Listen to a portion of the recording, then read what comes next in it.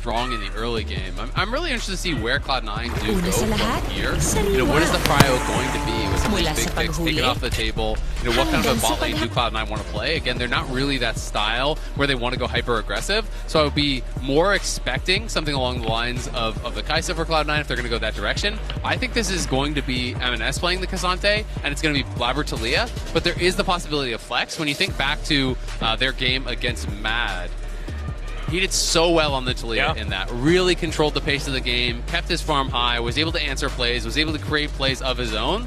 So having a double flex here on 1-2 is always nice on red side because it makes it really difficult to answer for Fnatic because you don't necessarily know where things are going, right? This could be mid or top for K'Sante. This could be mid or jungle for Taliyah. I am curious though. I was going to say, like, do they just go for something like the Renekton here though for us, Kieran? You're like, hey, look, even if we go into the K'Sante, we're happy. Then if you decide to go for the Jax, you're happy. So I think you're kind of leaving yourself open here a little bit as Cloud9 to say, hey, we can just take the Renekton now. And hey, look, we've got great setup then for the Taliyah. Oh, sorry.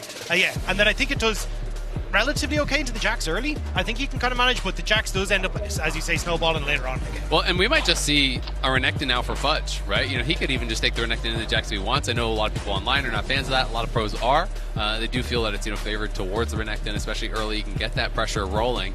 It is going to be the Jarvan, though, as the pick here for Razork. So taking it away, Blabber obviously played it last game. Already you have it today. You have an easy, squishy target here. He doesn't have a dash to be able to actually focus in some of these fights. And if you're thinking about some of the other options for Berserk or some of the best teamfight champions, Jarvan's also quite good against those. Sure, yes, Kai'Sa can ult out of that Jarvan ultimate, but it's not like a guaranteed easy thing to do. And it does require that ultimate cooldown. And I really like this from C9. Keep that flex alive, right? You might be a bit scared that the Renekton could be theoretically banned away to protect against the potential flexibility of M&S taking the K'Sante like he already has this tournament, but making sure that you're keeping Fnatic on their toes with those picks is going to be important. And there is the Aphelios ban. Aphelios Zeri could just be coming through here to really target Noah. Yeah, I think they just want him on the Ezreal again. Yes, they did get towards the late game, but that was mostly, it felt like, on the back of some misplays from C9 and some great plays from Humanoid. Noah, again, to me, felt fairly absent in that game. I can't really think of anything that he did that stood out. And it's one of those things where I think C9 really want him in that type of matchup. Kai'Sa is also that kind of old school answer towards the Ezreal, so if you can push him into that preferential matchup, especially if supports are roaming, Berserker's going to be really happy in that 1v1 to be farming it up, to be getting ready for those team fights. Yeah, I'm kind of curious to see what they exactly want to go for. I think, as you say, I think it will end up being the Ezreal that they're trying to shove onto. I'm trying to pinch my way through the 80 carry list here just to see what even he could potentially We've seen make. Zeri, we've seen Kai'Sa, we've seen Varus, we've seen Lucian, we've seen a lot. Sivir I was going to say Sivir was the kind of one maybe you've got a little bit of an opportunity to try and get away from some of the punishment that C9 has available for you. That's actually going to take it away, so that is kind of what Noah has to try and go towards. I think on the other side, keep going for the support. I mean, it could go Zeri. That was banned away last game from him. Obviously, I think that was more of because they were playing, with that Jarvan plus the Rumble combo, so they wanted to be able to deny that Zeri from him. But I'll be interested to see where Cloud9 go because they're going to start revealing where the flexes are. This, again, is a potential, double flex here if they do lock this in, but it does give them some good hard engage. It could be a Blabber pick, could be a Sven pick. I'm still operating under the assumption, though, just to be quite honest, that it's Blabber for Taliyah, it's K'Sante for M&S, and it would be this Rel for Sven. I'm curious if they want to give the Rakan across, though. I think you end up in a position where that's still a very high octane option for Fnatic, where they can try and play through that, try and move Trimby around a little bit more. Although in the last game it was definitely Sven who was beating Trimby to the punch in a lot of those. So if we end up seeing this Ezreal then Trimby combo again, I want to see Trimby out on the map quickly. I will say though, if you go Ezreal and you go Rakan, then your lane is so weak. So maybe Cloud9 are kind of okay with that. Zeri again was banned out in that first game. There is quite a bit of CC that he has to deal with over on this Cloud9 side already, between the K'Sante, the rocks that you have to deal with, as well as this aggressive Rel that could be the engage. But I'm interested to see what the final pick here is going to be for Cloud9. Yeah, they are so flexible. They can pick a whole lot of different things. If they don't like the Zeri Blitzcrank lane, if this is what Trimby is going to go away, then they can pick something else instead. They're going to go back to the tried and true. Trimby engage. Last game was one of the reasons why they clung on to the game for so long. C9, they are going to have to let us know exactly how this one is going to go. I will say, Cloud9 is very low range on their side for now, and I think it's really scary for Berserker. You know, it's difficult to actually get involved when there's a Jax, when there's a Rakan CC, when there's the Flag Drag, the knockup, there's, you know, the unleashed power from the Syndra as you go forward. It is going to end up being the Renekton that I talked about way earlier. So roles will kind of be what I expected.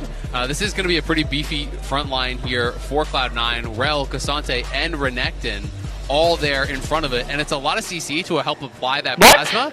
So this does feel like Berserker and Blabber versus the world. So they have got to have good games. They have got to be farming at a good clip here if we're going to see Cloud9 succeed. I think you kind of missed out on a really good Poppy angle, though, for Cloud9. If you end up playing into those flexes, like bot, you send the Talia mid, and then you end up having the Poppy in the jungle, I think you could have set yourself up fantastically, because so Poppy much of Fnatic is so short range. So we'll have to see if you can get the value out of this Renekton in the early stages, like play with Blabber towards that top side, try and get Blabber snowballing, because if you don't, you're missing out on a ton of damage from your Talia, and then you're heavily reliant on Berserker getting that win in the bot lane.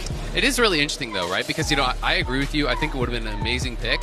But we heard Fudge, you know, he had an interview with Lore. She was asking him, you know, what do you think about the top lane meta? And in his mind, the top lane meta is basically you have to pick these champions that can fight at Herald, right? And Poppy maybe at the early Herald fight, maybe he's not seeing it as something that is as strong. That's why we're seeing so much Rumble, Aatrox, Jax, you know, Renekton as well. So obviously going towards that. Yeah, and you also play for the 2v2 top side extraordinarily well with Renekton Talia. You've spoken about it already, but C9 did a great job up there in game number 1, and if it ain't broke, don't fix it, right? Like, try to attack the lane that you found some weakness in, right? Absolutely, and when you're looking across the map, there is setup potentially here for Blabber across all 3 lanes. There's the point-and-click CC in top lane, there's that CC in mid and in bot.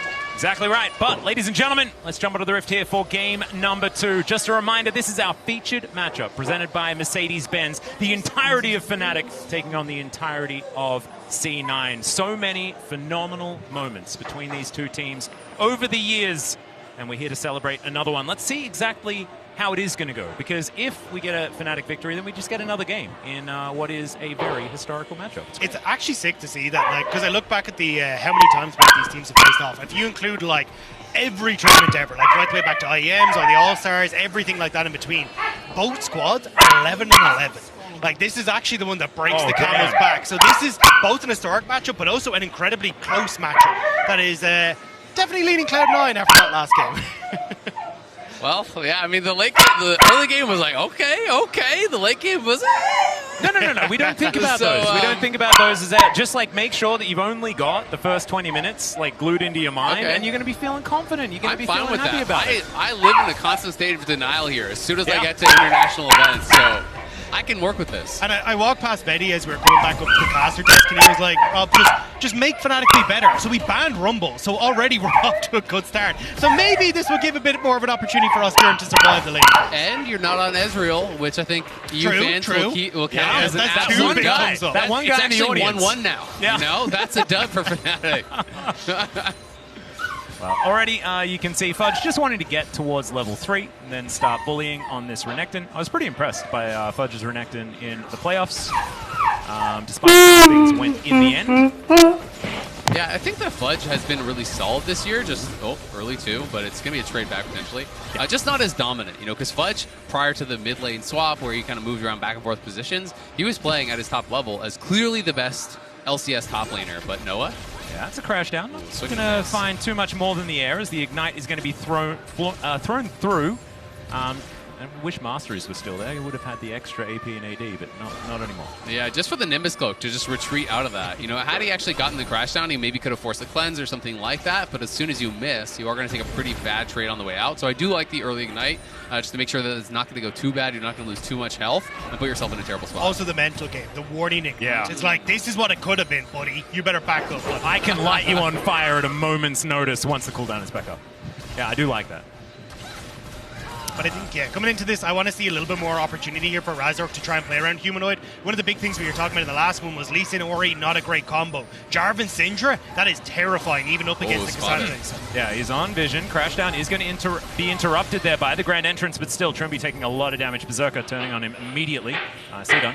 Yeah, Trimby's staying a little bit too long. You know, normally on those trades in Rakan, you want to go in and you want to be able to jump back out when you're at 4 Plasma, but he actually let that final Plasma stack go off. Razork here lying in wait. But we'll see. They're going to move. Humanoid's coming. It's going to be a fight, potentially. Possible 3v2, but no, it's going to be a 3v3. There's the counter-strike. Scatter the weak! Nice. He's incredible by Humanoid, but he's not quite able to finish them off. Razok in so much trouble as Fudge is looking for the kill back, but already M&S has fallen down. Colbert Meat comes through. Blabber doesn't manage to find the flick, and C9, they can't get a kill back. We're alive! Fnatic managing to get a kill off the back of that. The roam comes through early for M&S, but that flag and drag from Razork was sick to follow up on that. Yeah, great follow-up. You know, he goes in. There's a flash scatter from Humanoid as well. Just going heavily for that play, and Fudge can't quite finish him off. It looked like it was maybe a Triumph Heal or something did come through from Razork, and they couldn't actually finish it off. So, you know, it is this initial play where Blabber's trying to play the mind game, wait for that flip, couldn't actually get it. The double stun comes through. There's the flag and drag across 3. The flash in from Humanoid was key as well. Really nicely played there from Fnatic, but still was so close. It's really just that Triumph Heal that keeps Razork alive. Just about able to stay alive in that one. So Fnatic managing to step away. Don't get the crab in the end, but at least it is a big win for Fnatic, especially with that kill going across to Oscarinen. That's going to accelerate that matchup. He's got the Sheen now. These trades become far easier for Oscarinen to try and play through. Shu is now on the other foot. Bit of an early game advantage here for Fnatic. We'll see how they can play through it as the game continues. C9 still pushing pretty aggressively here towards this bottom side, and that is still going to be their avenue of victory. You know, Berserker is the guy that just has win condition written off across his forehead. See whether it is going to work out, because of course Zeri is, you know, one of those champions that does relatively well towards the later stages of the game, even though just playing with M&S here in this mid lane, as you would expect at the early stages of this matchup. I do think my eyes are still focused on this 3v3 topside, though. Literally every flash in existence burns up there, and it's like, hey, you've still got Razork up there, you still got a strong mid jungle you try and play through. Even the opportunity, if like Fudge mismanages his wave and it starts to push out, Razork can try and get up into that position. So I think there's a lot of opportunities for Fnatic. So I'm looking to see how Blabber can try and get in and disrupt that, try and get some vision down so he can spot plays like this from Razork. Absolutely. I mean, it's something that we talked about, and he's going to reveal himself there with the vision plant. So Blabber moving in towards mid. They're going to look for a dive. Yeah, they're going to pull him out with the all-out. Humanoid taking so much damage, and that's just a solo kill. Blabber was there as a cheerleader. It's clean from M&S, punishing the flash. I talked about it last game, how Cloud9 was so good at punishing missing flashes here. M&S says, I get the level advantage. I have the push. The HP doesn't matter because I'm going to all out and take you away from your tower. The 1v1 solo kill and a 17 CS lead as Cassante into this range matchup early. And also pulling Razork from that top side as well means that they're not going to make the dive play because they don't have the members that they need. And now C9 get to fall down, get an early dragon, and still be able to contest this Rift Herald. That's a big swing for Cloud9. Oh, Razork is going to be spotted here. M&S going to push him away from this pit. I think he should be all right. M&S doesn't exactly have the largest health bar to deal with. As now he's going to get taken down. Noah grabs that kill. It's a 1-for-1 trade, though, in the end, as that flash was interesting, but it is not going to lead to a kill or anything like that. Sven, you're fine. And Fnatic just going to try and lick their wounds. Yeah, Cloud9 going to be feeling pretty happy about it at the end of the day. It is a trade back, but they got the dragon on top. This is just great from M&S. He has the XP advantage, gets the push, W buffer into the ulti, over the wall. Everything hitting here. Just beautifully done from M&S, and Blabber was there to cover.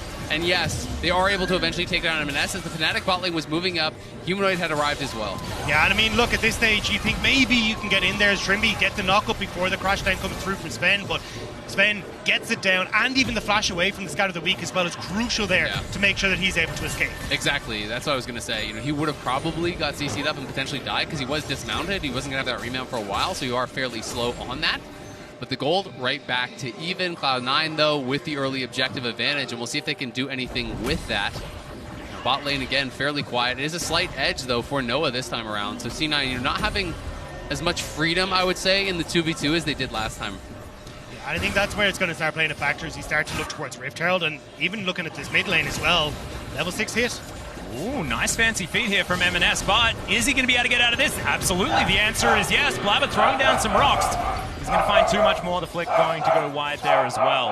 Yeah, I think he was looking for the Q3 from M&S into the flick. They were trying to combo that together, but they saw Trimby coming, and then they started to back off because Fnatic was going to have extra mana. The thing is, though, with Trimby showing on mid lane, he's actually going to fall behind him when it comes to the clearance of Sven. So as Sven now starts to rotate up towards mid lane, you hit level 6 first, you can start to play for Rift Herald off that timing window. So Cloud9 again exploiting these little small moments from Fnatic to get these advantages. Right, here towards the top side, Fudge still having some push advantage, of course, Renekton in this matchup. This is the time where he's feeling good. This is his moment. Of course, very early game, not quite there, but late game is going to be where Oscar is going to be feeling a whole lot better. So just going to have to bide his time. Wasn't as good at that in the first game, but it looks like he's learning from it right now. Well, this is exactly what Cloud9 are looking for. They're going to go for a wraparound. They know that Counter-Strike's down for a little bit on Oscar, and now they're going to go for a four-man dive. Yeah, Weaver's Wall does come on through there. The Counter-Strike now on cooldown. The Magnus Storm comes in, doesn't get a whole lot of value, but I think they've got enough men up here, and they are going to be kill. Underneath the turret, Razork coming on in here, but that is not something you can defend. Yeah, I mean, if he tries to ult into that, maybe you kill Sven, but then you just die, so not worth it. It does mean, though, that Cloud9 had to pull off of the Herald, and now they're going to try to get a counterplay down on bot side. Berserker needs to leave, because Humanoid is coming, and I'm not sure if Berserker realizes it. Time to give up this farm. Yeah, okay. There he goes. Also, play defensively, you like to see. For Cloud9, they actually didn't get an opportunity to take the Rift Herald off the back of it because they pulled off and invested so much low health bars. So now Fnatic are actually going to be the ones back on the map to try and go for it. So at least Fnatic do get something, but this is nicely done by Cloud9. As Kieran knows that he's not going to be able to get away the second he sees Sven on that ward, so ends up kind of taking his pick of the litter. I think he shouldn't probably burn the flash, kind of just accept the fate there a little bit, but now we got the contest. Yep. It is a bit of a 1v1 for the Shellfish. As the flick is not Fnatic's going to faster, land. though. Yeah, Blabber has to flash. does just have to flash. Has to get out of there. And that is going to be a lot invested for nothing gained. Trimby clearing out vision here as well. Fnatic, it feels like they're revitalized moving into this one. They're looking a lot better in this second game. It's 2 plates taken on bot side. Yes, you get that dive on top side, but it meant that Cloud9 didn't get the Herald. So there is Fnatic, fighting back much more heavily. And yes, Oscar still, honestly, even with that first blood, not doing that great in the 1v1. He is down that 50 CS because of that dive. They were kind of able to get Fudge back into a better spot. But he's still in a massively better position than he was last game, and he's going to scale really well into the side lane, where Fudge is going to have a lot of trouble. I do think the next passage of play, though, is probably going to define a lot of this game, which is going to be the Dragon. You've got Rift Herald now up and available for Fnatic. They can try and play off of mid lane, where they can use the Herald, then start to lean in towards Dragon. They're already trying to set up vision in this bottom quadrant, this Cloud9, to try and deny a lot of that. So I think Cloud9 going to look to see if they can try and fight this off of what will be their initial mythics coming through, but it's still going to be very, very tough with how much control Fnatic can have with Trimby, Razork, and even a Humanoid Scout of the Week. Absolutely. It's also, I've got to say, when I'm taking early Dragons, I feel pretty bad when I see Hextech into Infernal combo, because those are the souls that I'm usually hoping for, right? I do think that there's still some other great ones to get. If I'm not going to get those, I probably want Mountain against what Fnatic has, because they have a lot of upfront burst, especially, with the Syndra and these engage combos that are going to come through, so Mountain could potentially help you survive that, as they're going to look Reminisce. Yeah, he's going to get knocked up. There's the CC combo. He's not going to die, but he will take a fair bit of his health bar in damage. Ulti held onto here by Human. And that's the nice thing about First Strike in these matchups. When you're playing up against a tank, you're like Asante, you're just farming gold off the guy, right? He has the early Leandries, he's getting that gold acceleration. Blabber here, looking for a potential anchor for the ulti to try to cut off Humanoid. There it is. Yeah, it is going to come on through here. Trimby finds the grand entrance onto Sven, just trying to keep him in position. Razork over the wall. There is the Magnus Storm, but doesn't get a lot of value. The flick does come back from Blabber, but Sven's already dead. The all-out comes on through, and Razork's just out of there. Fnatic, they've just turned it around here in this early game this time. I mean, Trimby tanking up the turret as Razork gets pulled underneath. It means that Razork doesn't actually take the terror shots. He's able to flag and drag, and now Fnatic turn over towards the Dragon. Big play for Fnatic. Yeah, really close fight, though. Both Razork and Trimby getting out with really low HP. Cloud9 just can't finish off those kills, which really hurts because it means they lose the fight, they lose the objective after, and Fnatic in a much better position. Humanoid was trying to hold on to this flash as long as he possibly could because Trimby's just playing bodyguard. He's trying to delay Sven, but when Sven eventually does get in range there, he knows he has to flash back. But it does mean there's the immediate turnaround. Sven flashes out, but the ulti is there to finish, and then in comes M&S with the ulti pulling Razork back, but the flag and drag is back off cooldown. Trimby barely survives, Razork barely survives, and Fnatic get the Dragon. A huge win. And it's so frustrating as well for C9 because the more you just barely miss out on these kills, the less of those opportunities that you have because you miss out on all of the extra gold, and that snowballs on top of itself, and then you get a difficult situation. Well, and here's one thing I will say that does make it more difficult against this sort of comp as Trimby going to be interrupted there. He's burning, and that is going to be Blabber picking that one up. So yeah, wasted flash. That was such a late flash and going to be going down anyway. But one of the things that makes this difficult is that there's not that much damage in that kind of core 3 without Berserker. And if Berserker's not going to be joining the fights, Well, they are low on damage, and now TP coming in to answer. Nice little bit of pressure there from Cloud9. They don't commit. They just back off as soon as the TP comes through. Razor's here, though. That's another kill for Noah M&S. He has to flash over the wall. He will do so. That'll keep him alive. But that is more money for the Zeri, and we all know what that can lead to. And this is the champion that Noah's felt confident on all year. When you think of Noah, it was the Aphelios when he first joined the league, but also this Zeri that he's looked fantastic on. Now, having that early 2 kills and getting a bit of control in this bot lane is going to be huge for the Fnatic AD carry. I mean, it's massive for him, right? And he was kind of gifted those 2 kills. He's just been chilling bot lane, farming, able to kind of have the action come to him. Fudge in some trouble here. Yeah, the counter-strike going to come through. Blabber is here just a little bit late, and that is going to be the solo kill. Some revenge here for Oscar as some rocks are flying his way. We'll see whether he's going to survive. They are put on the ground. There's the flash to follow. The threat in There's the last one, and that is going to be the answering kill. Nice job there by Blabber getting one back. Fudge really overplayed his hand. I think he was trying to look for a bit of a bait play there, but he underestimated the damage from Oscar. He gives over a freebie, and now Oscar in this champion that outscales in a really good spot. And you can see in the MasterCard lane economy snapshot that it's only Blabber with that gold advantage right now. Well, M&S is looking to try and grab one for himself. Humanoid taking a bit of damage as the teleport is coming forward.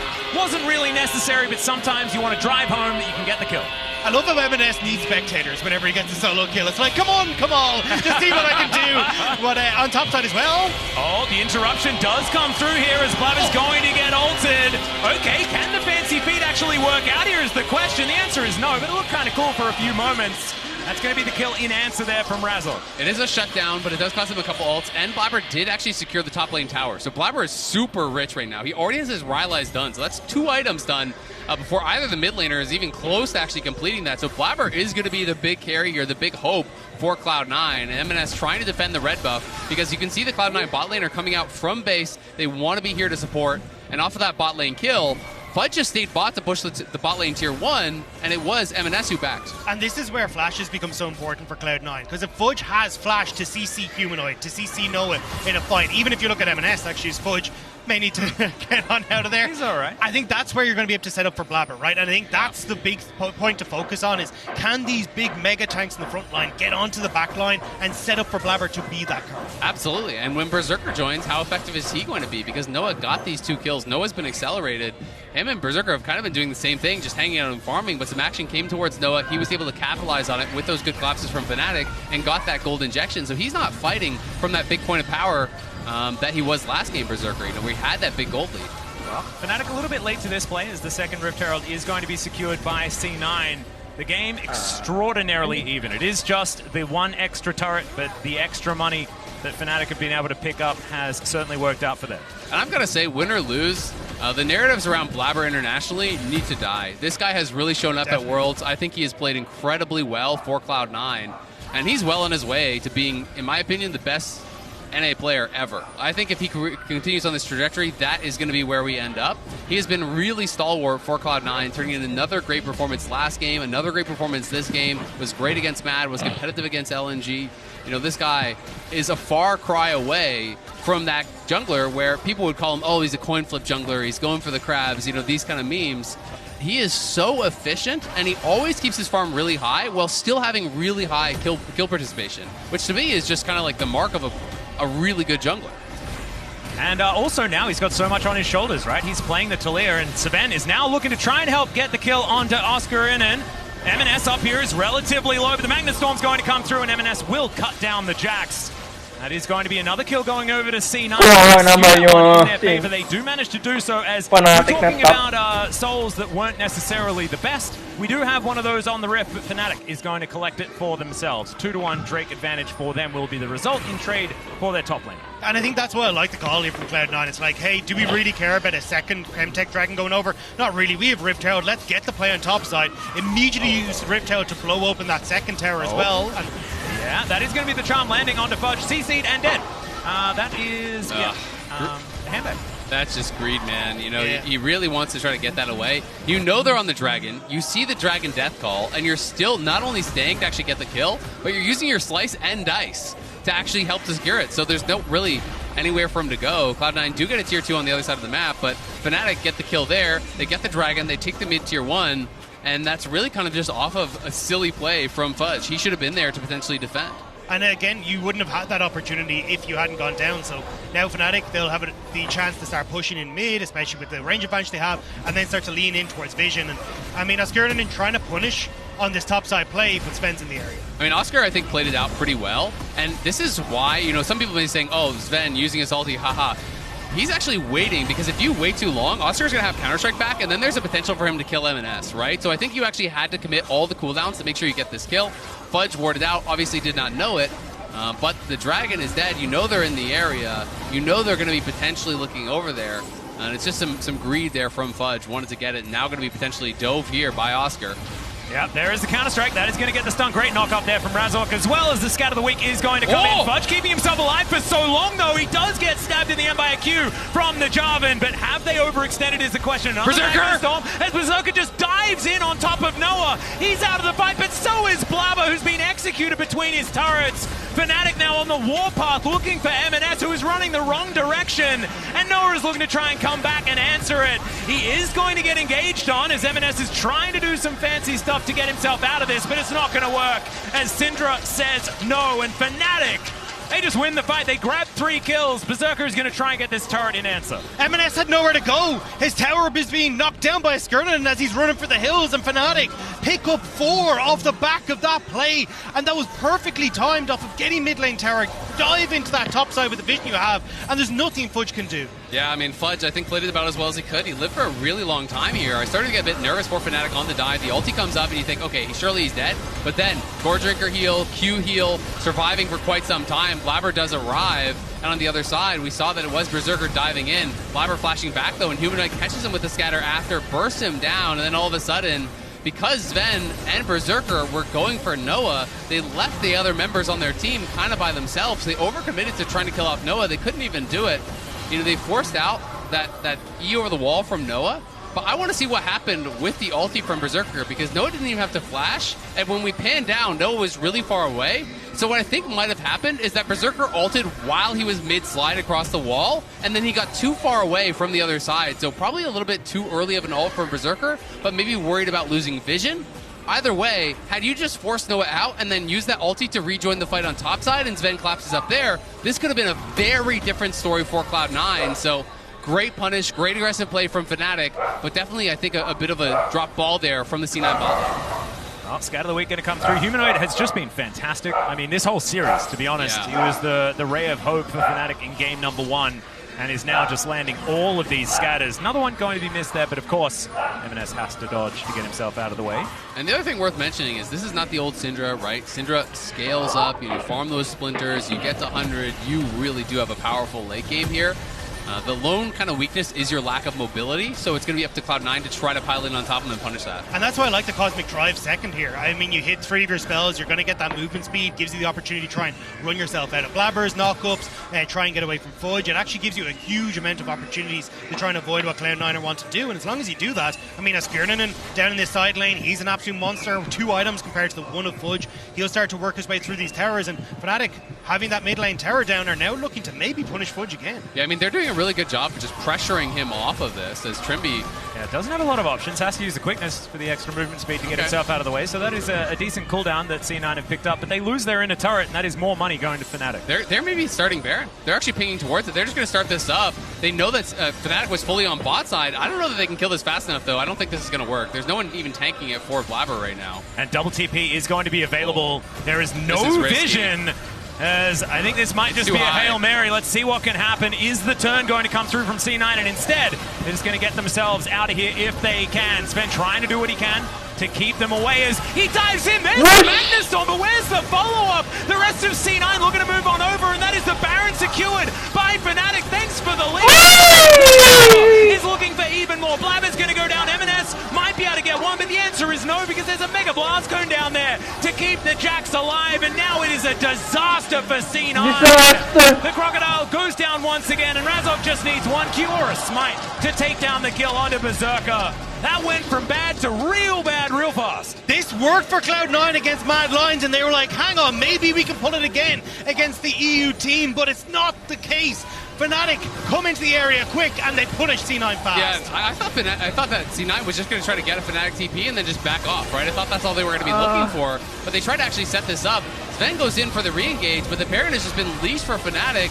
Sven, sure, it's a multi-man engage, but no one's there to follow up. Blabber and Berserker are not in range whatsoever. They try to file in here to get there, and they just get hard engaged. Absolute disaster from Cloud9. I didn't feel like the game was in that desperate of a spot, and now Blabber's just going to get one shot. There's a lot of power to unleash there, and you saw Blabber wasn't able to handle it, and it's just going to be a quick pick-off there for Humanoid, who is just running away with this game. It's Dunzo. I mean, you're so strong here as Humanoid. 7 kills now, 10 stacks on the Dark Seal. And again, you don't really have the opportunity to try and play outside lanes, or as Cloud9 try and have like some big wombo combo to bring you back into this, right? You were reliant on Blabber being that damage dealer, having the setup from Cloud9. But with Fnatic having control of the map, finding those moments is so difficult, especially when you're going to start seeing Fnatic taking over. And I guess that was Cloud9's read, right? Because they couldn't have thought that that was like a smart play to make, right? I do think that their read must have been, we are just going to lose this game slowly through side lanes. We can't actually do anything about this Jax. Time to flip it. And if their read is the game's over, then sure, but... Whoa. They're diving in. Berserker is in a whole host of trouble, but he ults to get himself out of the way. And Razok is just going to die. C9 just pick up the kill. A little bit overly aggressive there in the enemy base. I mean, a mistake there from Razork and Trimby, but actually might cost them more here. Oh, the flank angle here from M&S as well, as Humanoid is going to get picked out of position. The all-out comes through. The flick will be available, and there's some revenge for Blabber. C9 grabbing 2 picks back-to-back, and they might be back in some form of control. Both shutdowns there. I'm not going to say control. They're still down 6K. The Baron's still on 3. That's why I went with the some form of. Some form. You know, there's a little bit of control where you have no control. Yeah, the control where you have 5 people, they have 3 for the next little while. Yeah, I don't know.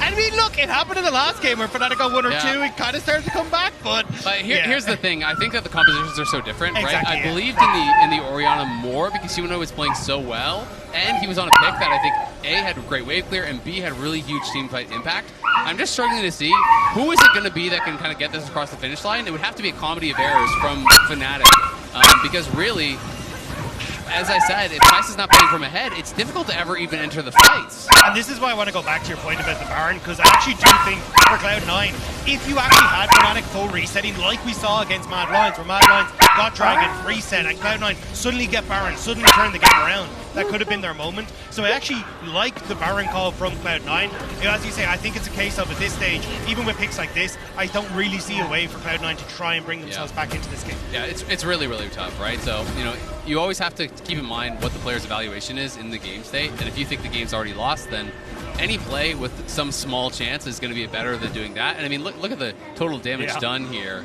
It has just been Humanoid just poking away at M&S all lane long, farming so much gold with the first strike, and he's in a great spot. And C9 got nothing to do but look for plays. We'll see if they can find one here. Yeah, Oscar is going to use that counter strike, trying to keep himself up, is able to leap strike towards the ward to get out of the flick, and he'll be A-OK. Oh, Jax stands. Absolutely fantastic. He's going to be fine. And Fnatic now look to move into the enemy jungle here towards his top side. 4-man strong, as Razok is going to pull himself over to his flag.